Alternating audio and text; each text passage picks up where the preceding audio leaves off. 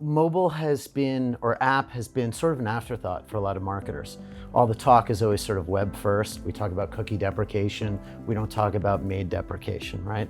And I think what all of us sort of in the app world are seeking to do is position app not as the afterthought anymore. A lot of people, I think of app intuitively as low quality gaming inventory. It's always struck me as sort of counterintuitive, right? You advertise on television when people are in lean back entertainment mode. People are actually leaned in entertainment mode when they're on mobile games. Now, you talked about more than just gaming, but gaming is the reason why a lot of people kind of dismiss mobile app. But people are engaged, it's how they fill the idle time during the day. That's a great place to get somebody's attention. Why wouldn't brand advertisers make more use of that? Particularly given that it's, from a commercial perspective, more palatable or more, cost effective than CTV. So I think you're going to see a lot of folks in the app space leaning into that value proposition of being able to reach real, valuable consumers in an engaged entertainment mode in their lives.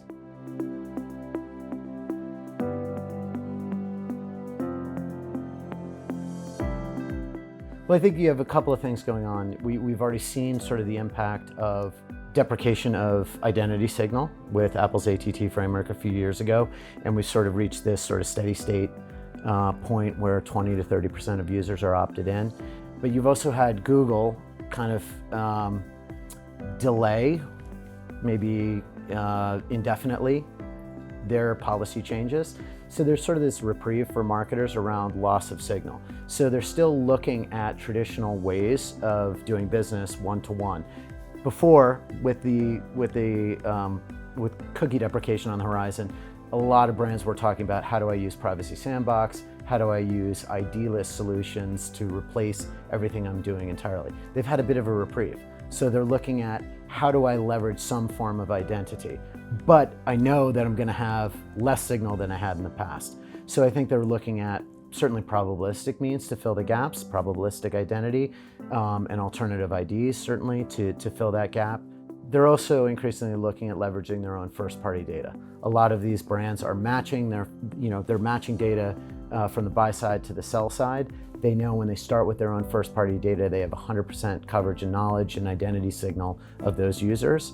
So now they know they're going to match just at a higher rate than they would maybe third-party data sets. So I think there's that increased reliance on first-party data and increased willingness to look at probabilistic alternatives to deterministic identity.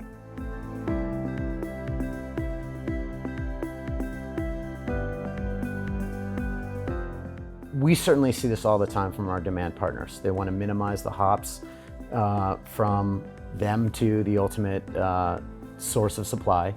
S-chain is kind of the call it the barometer for the number of hops. So we are constantly looking to minimize those number of hops. I know we at InMobi pride ourselves on our SDK footprint where we're plugged directly into tens of thousands of apps. And so we minimize that,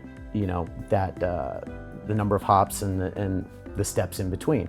Makes it more cost effective for marketers. It also, having that direct connection into publishers, gives us authentic verified identity signals and other signals from the app. There's no opportunity to stuff identity signals in there. So it's something we take a lot of pride in, and it has it's not just a marketing tactic, if you will. It has a very real impact on the value of the inventory that marketers are seeing.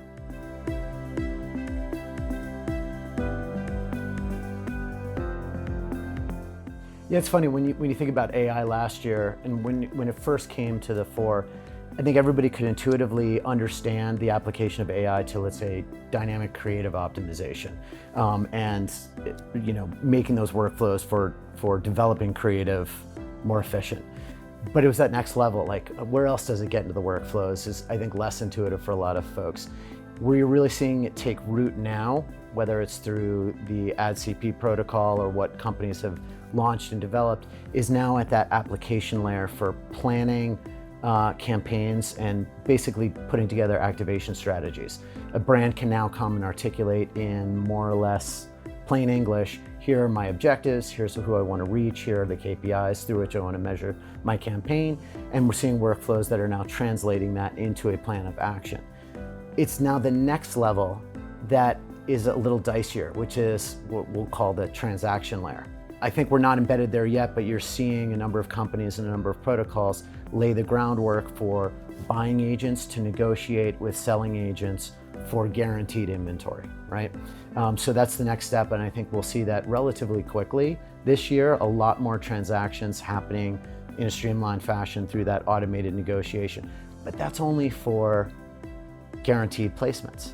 What about that open RTB, auction-based inventory?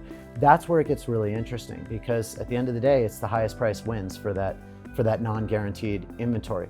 I don't see that changing anytime in the near future. I don't see AI negotiation of a rate basically trumping the auction mechanics. So I think that's where it gets really interesting, particularly as we look toward the future. How will AI play in in settling those transactions in an open RTB framework?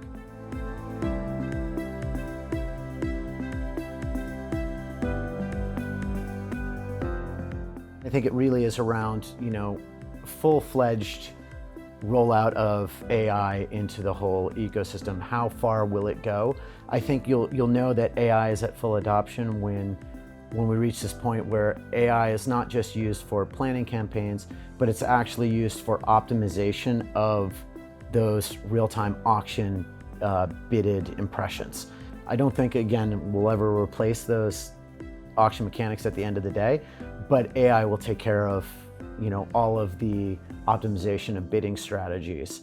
And we haven't seen that really take place yet, but I think it's the inevitable endpoint for where AI embeds itself in the workflows.